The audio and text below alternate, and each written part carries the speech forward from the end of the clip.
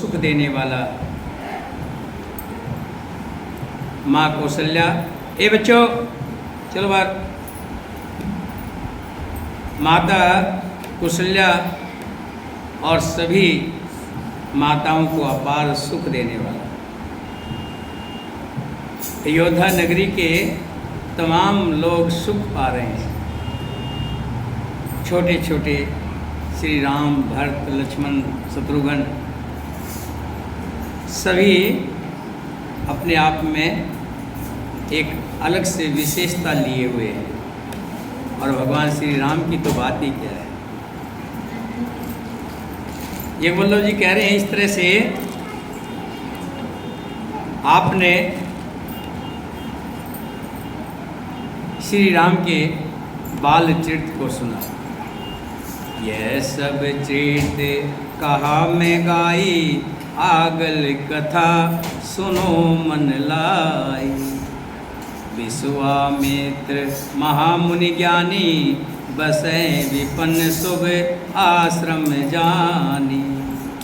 ये सब चरित्र मैंने गाकर बखान कर कहा, अब आगे की कथा मन लगाकर सुनो।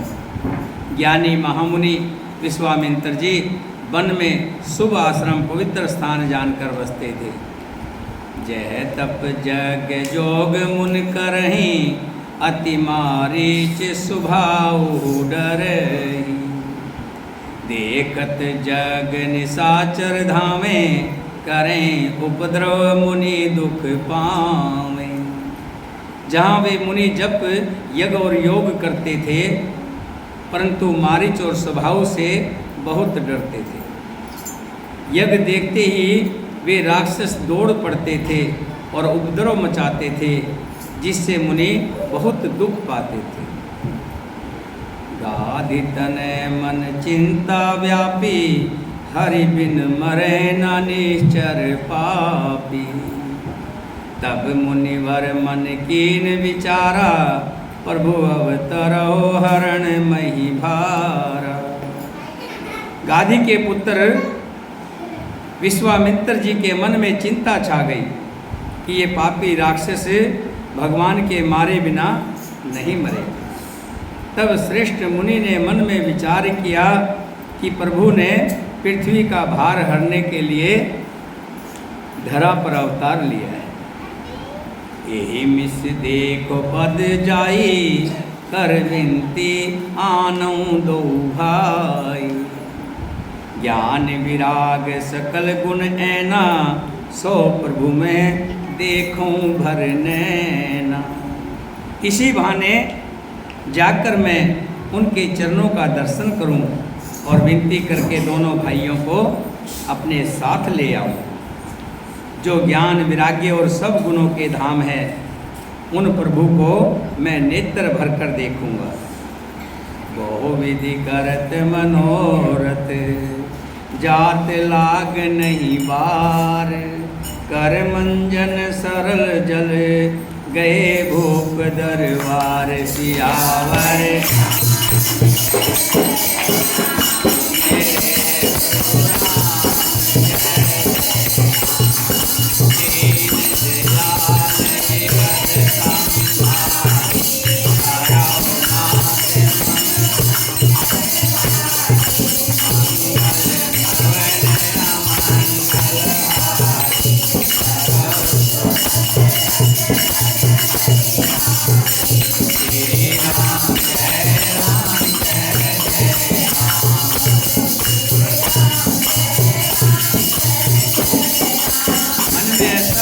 करके विश्वामित्र जी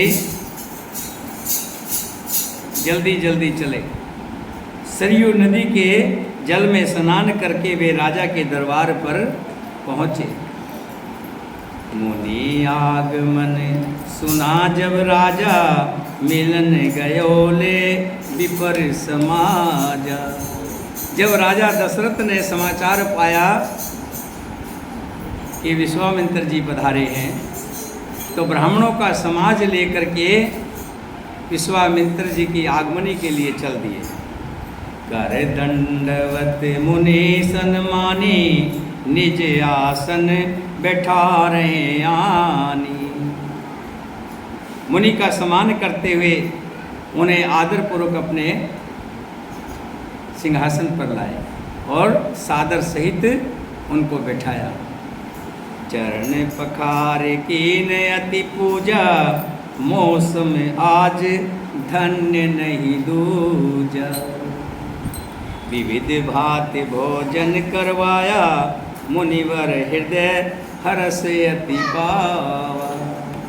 चरणों को धोकर बहुत प्रकार से पूजा की और कहा, मेरे समान आज कोई भी धन्य भागी नहीं है, क्योंकि आज आपका आगमन हुआ। संत कहते हैं जिनके द्वारे पर आते हैं वो बड़े भाग्यशाली होते हैं। एक संत यहाँ भी रहते हैं, शायद संत की पहचान हम नहीं कर पाते। नहर के ऊपर रेलवे लाइन के साथ एक मंदिर है। बहुत पहले एक ट्रांसफार्मर हुआ करता, ट्रांसफार्मर क्या बड़ी लाइन होती थी जो 11,000 हाई पावर की लाइन। तो 2 पोल थे जिसे डीलर ने उस जगह को छोड़ दिया था और वहीं पर एक छोटा सा मंदिर बना सन 90 में।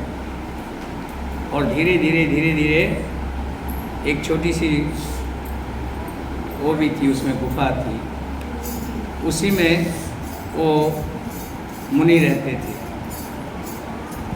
रामजस नाम है उनका, योद्धा की साइड के रहने वाले हैं। हाँ, रहने वाले हैं। मैंने अपने जीवन के 32 साल में देखा है कि उन्होंने एक धोती पहनी है, दूसरी धोती नहीं पहनी। एक धोती में, पैरों में चप्पल नहीं पहनते, कभी चूल्हा नहीं जलाते, कभी पका हुआ भोजन नहीं खाते। किस चीज़ पर रहते हैं? फल और दूध पर, वो भी मिल गया तो। सोने का स्थान क्या है? एक टांड है, परछत्ती जिसको बोलते हैं, क्योंकि वो मंदिर बड़ा बन गया तो उसकी जो गुफा थी वो वैष्णो देवी की गुफा बनी। अब उस टांड पर रहते हैं, उसी पर सोते। और एक चीज़ और देखिए, खास बात बताता हूँ, सब वो किसी के साथ बनाकर नहीं रखते, वो सबको कुछ न कुछ बकते हैं। बकते क्या? मंदिर कमेटी को कहते हैं कि ये भगवान के नाम का खाते हैं, भगवान के चढ़ावे में से ही खाते हैं। वो 1 रुपया नहीं लेता उसमें से, उसका कोई मतलब नहीं। आज तक उसको कहीं मांगते हुए नहीं किसी ने देखा कि मांगते हुए देखा। और हर एक को ये कहते हैं कि ये पापी है, कि जो भगवान का खाता है तो पापी, तो इसलिए किसी के साथ उसकी बनती नहीं है। लोगों ने पहले उसको शनि महाराज कहना शुरू कर दिया था। धीरे धीरे लोगों ने देख लिया कि उसके अंदर अपनी शक्ति है, तब के अंदर बल होता है। अब लोगों ने उसको नमन करना शुरू कर दिया। मैंने उनका खास करके देखा कि जब भी किसी को गया लेकर के जिक्र किया कि ऐसे ऐसे संत रहते हैं, उन्होंने कहा कि हमें भी मिला लो। लेकर के गया तो पता लगा अभी तो थे यहाँ पर, लेकिन पता नहीं कहाँ गए, मिलते नहीं। संजोग बस मिल जाए तो वैसे मिल जाते हैं चलते हुए, वैसे नहीं मिलते। और जिस दिन भी उनका कदम पड़ जाता है उसी दिन ठाठ हो जाते हैं, लाभ मिलता है। ये मैंने देखा है, जब भी जिस दिन भी उन्होंने कदम रखा उसी दिन कोई न कोई शुभ समाचार, लाभ का समाचार मिला है। एक दिन मेरे पास आए और कहने लगे, अरे भाई मित्तलवा का हमरा ये ऐसे रही। मैंने कहा क्या हुआ महात्मा जी? अरे हमारा राशन कार्ड नहीं बन रहा है, जो मंदिर में हम रहते रहे वो में कागज हमको नहीं देते, अब ऐसे में हमारा राशन कार्ड नहीं बना। तो मेरा एक प्लाट रेलवे लाइन के साथ में मैंने उसको वृद्ध आश्रम के लिए रखा हुआ है कि आगे बुजुर्ग हो जाएंगे हम लोग तो उसमें एक वृद्ध आश्रम बना देंगे, और उसके आगे रेलवे की जो ज़मीन होगी उसमें फूल फाल लगा देंगे, एक ट्यूबवेल लगा देंगे, सब नहाएंगे, एक रसोइये को रख लेंगे, ऊपर अपना रसोइया बनाएगा और हम खाएंगे और भगवान का भजन करेंगे। तो प्लाट रखा हुआ। तो कहने लगे इसमें से मुझे कुछ प्लाट दे दो। उसमें से 22 गज का प्लाट, उनको एक कमरा बना हुआ था, अब तो गिर गया, वो दे दिया। कह रहे मेरे नाम कागज करवा, कागज भी करवा। लेकिन जब से दिया वो आए नहीं, ऐसे का ऐसा कमरा गिरा गया, दरवाजे दरवाजे भी इधर उधर कोई ले गया, चद्दर भी चला गया। तो मैंने पीछे कहा था कि मैंने कहा बनवा दो। कह रहा अभी अपना तुम बिटिया की शादी कर लो, ये कर लो। एक बार फिर मिले थे, फिर जिक्र किया, अभी रुक जाओ बनवा लेंगे, अभी मैं जा रहा हूँ। तो कहने का भाव ये है कि संत जो होते हैं वो बड़े किस्मत वाले के घर आते हैं, बड़े भाग्यशाली होते हैं जिनके घर में संत आते हैं। यही बात राजा दशरथ कह रहे हैं कि मेरे समान धन्य आज दूसरा कोई नहीं है। फिर अनेक प्रकार से भोजन करवाए, जिसे श्रेष्ठ मुनि ने अपने हृदय में बहुत सुख माना, खुशी मानी। पुण्य चरण मेले सुत चारी, राम देख मुनि देह विसारी। भये मगन देखत मुख शोभा, जन चकोर पूर्ण ससिलोभा। फिर राजा ने चारों पुत्रों को बुलाया, चारों पुत्रों को बुलाया। बैठ गए, कोई बात, धमका दो, पतंग के चक्कर में। फिर राजा ने चारों पुत्रों को बुलाया और मुनि के चरणों में डाल दिया, उनसे प्रणाम करवाया कि मुनि के चरण स्पर्श करो। श्री रामचंद्र जी को देखकर मुनि अपनी देह की सुध भूल गए। वे श्री रामचंद्र जी के मुख की शोभा देखते ही ऐसे मगन हो गए मानो चकोर पूर्ण चंद्रमा को देखकर लुभा गया।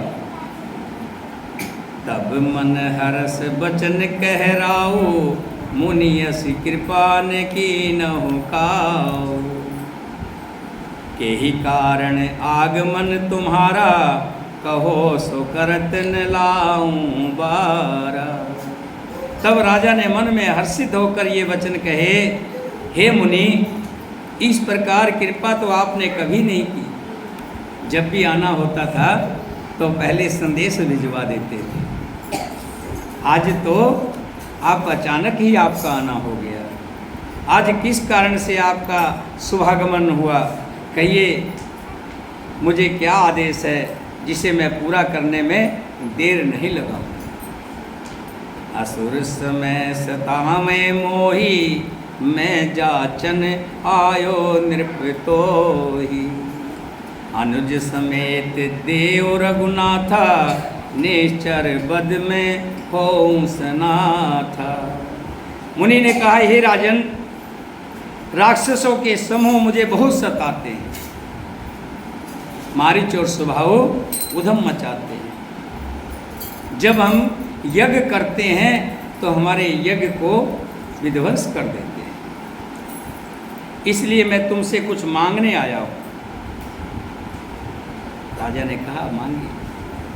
आप आदेश करें, मांगने की जरूरत नहीं, आप आदेश करें। ऐसी कोई चीज़ नहीं है जो मैं आपको ना दे सकूं। जो मांगेंगे महाराज मैं आपको देने के लिए तैयार हूँ। तब मुनि जी कहने लगे, अनुज समेत देहूँ रघुनाथा, निश्चर बद मैं हूँ सनाथा। छोटे भाई सहित रघुनाथ जी को मुझे दे दो, राक्षसों के मारे जाने पर मैं सुरक्षित हो जाऊंगा। दे भूप मन हर्षित तजो मोह अज्ञान, धर्म सुजस प्रभु तुमको इनके अति कल्याण। तेरे प्रभु राम जय जय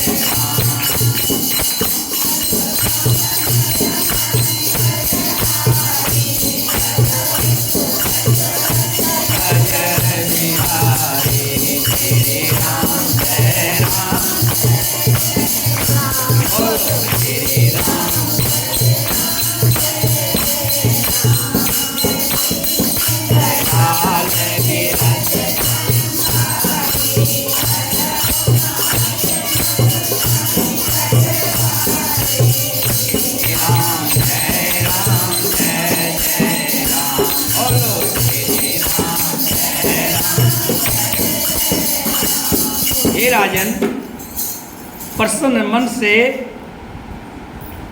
इनको मेरे साथ भेज दीजिए। मोह और अज्ञान को छोड़ दो हे स्वामी, इससे तुमको धर्म और सुयश की प्राप्ति होगी और इनका परम कल्याण होगा। सुन राजा अति अप्रिय वाणी, हृदय कंप मुख दोत कमलानी। जैसे ही राजा ने मुनि के मुख से ये वाणी सुनी कि आप श्री राम और लक्ष्मण को मुझे दे दो, सुनते ही राजा को कपकपी चढ़ाई। उन्होंने कहा, हे ब्राह्मण, आप तो जानते ही हो मैंने चौथेपन में 4 पुत्र पाए हैं।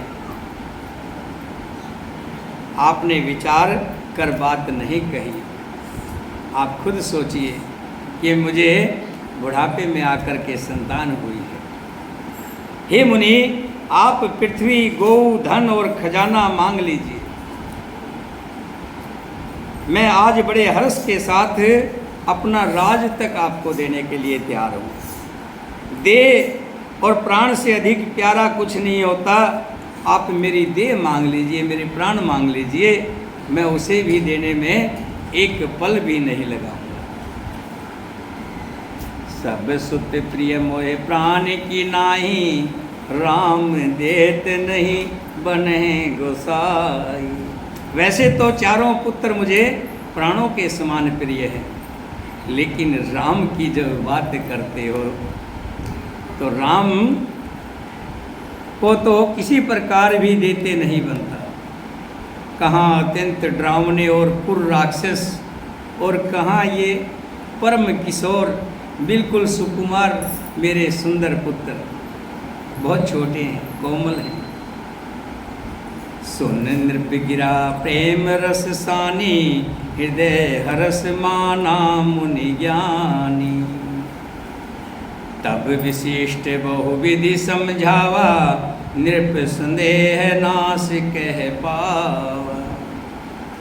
जब राजा ने ऐसी बातें कही तो विश्वामित्र जी बुरा मान करके कहते हैं, ठीक है, आज अयोध्या नगरी में हमने जान लिया कि यहाँ सत्य खत्म हो गया है।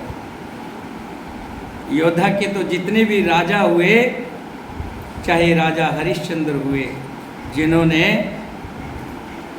एक वाणी के लिए अपना राज छोड़ दिया, पत्नी सहित काशी नगरी के अंदर बिक गए। आज राजा लग रहा है कि अयोध्या के अंदर वो राजा रहे नहीं, खत्म हो गए।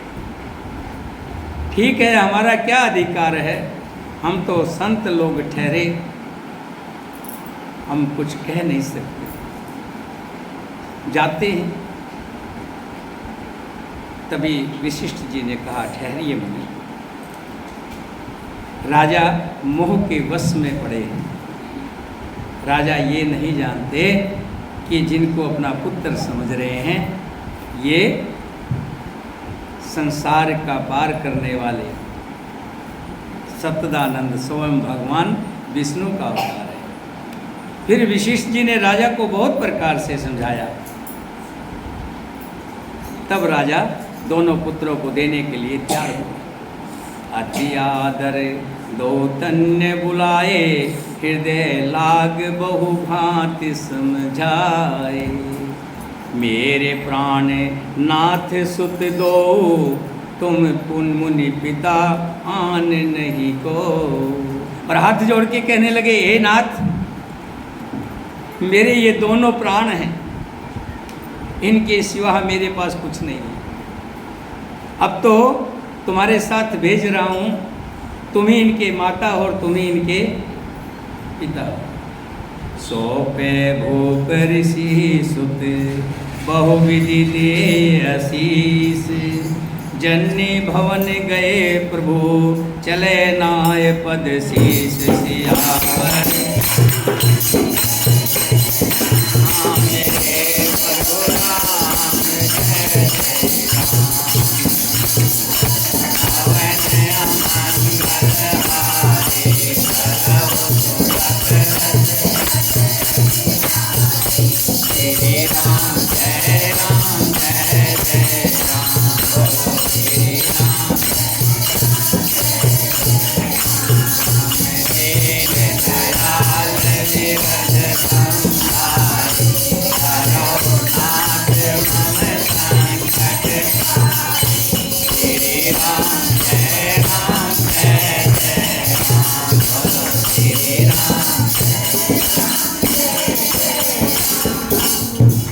राजा ने बहुत प्रकार से आशीर्वाद देकर पुत्रों को ऋषि के हवाले कर दिया।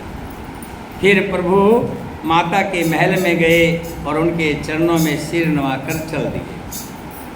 भगवान श्री राम जी के लाल नेत्र हैं, चौड़ी छाती है और विशाल भुजाएं हैं।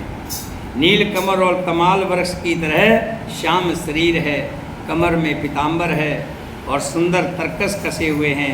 दोनों हाथों में सुंदर धनुष और वाण है।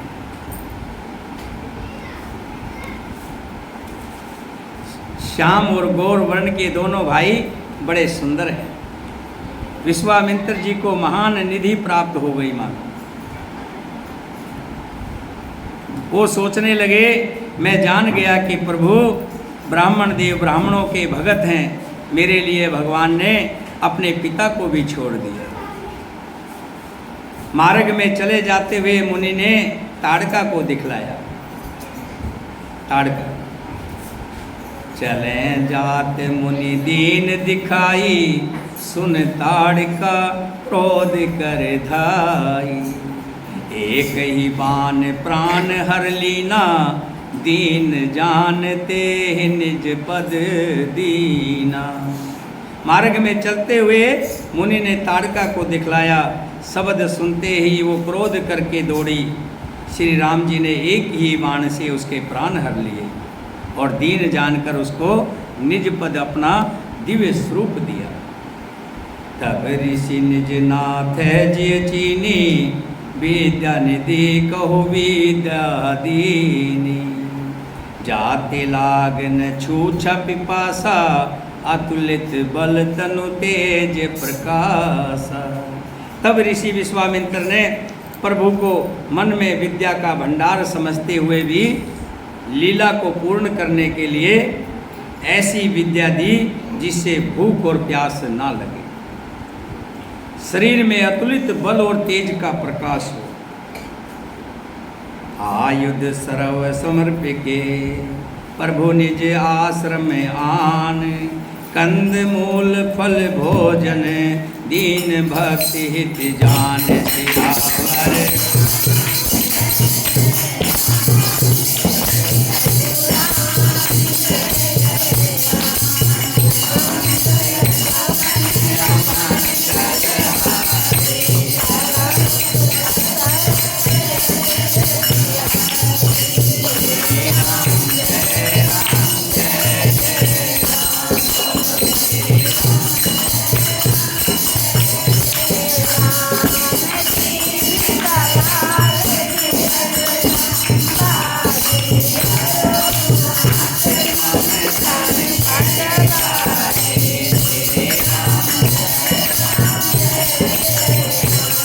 श्री राम जय राम जय राम।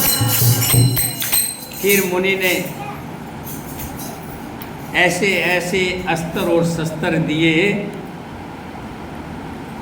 जो आगे चल कर के बहुत काम है। और फिर अपने आश्रम में ले गए। वहाँ जो कंद मूल फल खाने को था वो दोनों को खाने के लिए दिया। प्रातः कहा मुनि सन रघुराई, निर्भय जग करो तुम जाई। दिन निकलते ही भगवान ने मुनि को कहा कि हे मुनिवर, आप यज्ञ कीजिए, हम आपके यज्ञ की रक्षा करेंगे। होम करण लागे मुनि झारी, आप रहें मख की रखवारी। ऋषि विश्वामित्र जी यज्ञ कर रहे हैं और श्री राम और लक्ष्मण धनुष लेकर के दोनों तरफ खड़े हैं, मानो किसी महल के दो दरवान हो। सुन मारिच ने साचर क्रोही, ले ऐसा है धावा मुनि द्रोही। ये समाचार सुनकर मुनियों का शत्रु क्रोधी राक्षस मारीच, जब उसने सुना कि हमारी माँ को मार दिया है, बड़े गुस्से में और बहुत से राक्षसों को लेकर के दौड़ा। श्री राम जी ने बिना फल वाला बाण उसको मारा, जिसमें फन नहीं था, खाली सरकंडे का खींच करके मारा। और उस बाण को लगते ही वो 100 कोस जा करके लंका में जा करके पावक सर स्वभाव पुनि मारा, अनुज निशाचर कटक संघार। फिर स्वभाव को अग्निबाण मारा। इधर छोटे भाई लक्ष्मण ने राक्षसों की सेना का संहार कर डाला। इस प्रकार श्री राम जी ने राक्षसों को मारकर ब्राह्मणों को निर्भय कर दिया। तब सारे देवता और मुनि स्तुति करने लगे। सीताराम सीताराम सीताराम कहिए, जाहि विधि राखे राम।